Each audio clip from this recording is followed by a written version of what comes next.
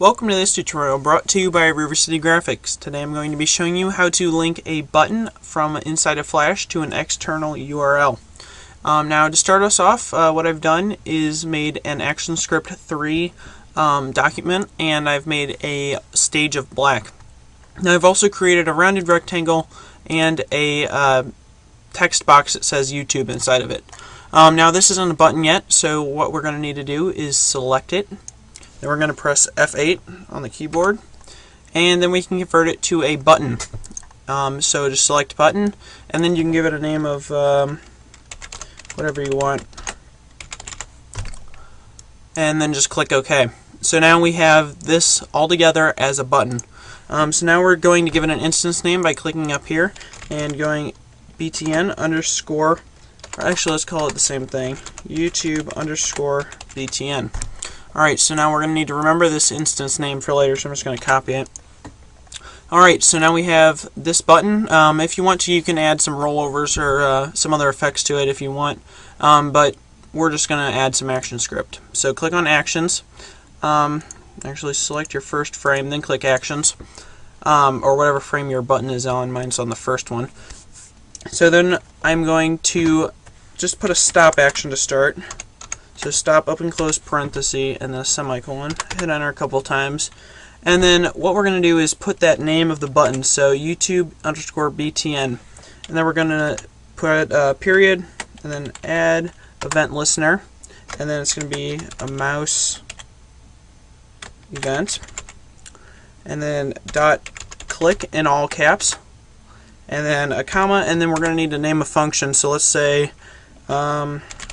let's just call it YouTube, and let's make it lowercase. And then an end parenthesis, semicolon. Now hit enter, and then we're going to write the function. So function, and then we called it YouTube. And then an open parenthesis.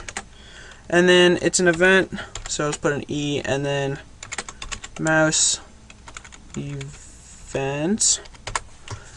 And then we're going to do parenthesis, or a close parenthesis, colon, and then void because we're not returning any data.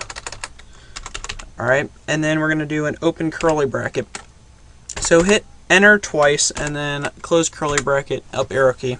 So now we can start writing this function. So we're going to need a variable, and it's going to be the link, and we're going to have a URL request. So variable space, and let's just call it YouTube link. So I just have YouTube and then a capital L for link, and then a colon. And then we're going to say URL request, and the URL and the R on request are all capital, and then space equals space, and then it's going to be new space URL request. Alright, and then a open parenthesis, quotes. I'm just going to do quotes and then close parenthesis and then a semicolon. And then inside of here, what we're going to do is, let's just make this link to my YouTube channel. So HTTP, make sure you have that so it links outside, colon / www.youtube.com/user/River City Graphics. Alright, so that should link to my YouTube account. So now we need to actually, this is just making the variable, so now we need to link this variable to that button itself. So we're going to say navigate to URL, and then the T on 2 is capitalized, and the URL is also capitalized, all three, and then a open parenthesis, and then we're going to call it, what do we call it, YouTube link, and then a comma, and then what we want it to open in. Now this is similar to HTML, where you can have self or blank. So you want, let's put underscore blank. Underscore blank will open it in a new window. So normally you don't want people navigating away from your website, so you just open it up in a new window in order to keep them another tab with your website on it. So then a close parenthesis and a colon. Now if you had self, you'd probably use this if you were using, or you were making a menu for a website. You'd want them to stay within the website. You wouldn't want each page they click on to be a new tab because that'd be pretty annoying.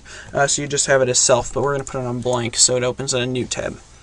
So now it should be working. So let's just go to Control Test Movie. Alright, so far so good. And we just click on this button, and look at that, brought up the internet. Let me get that to where you can see it. And look at that, there's my YouTube channel. So as you can see, that's working pretty nicely. You could make a menu out of this, or you could do some other stuff. You can make a cool animation for the button, rollovers, anything you want. This is how you link to external sources.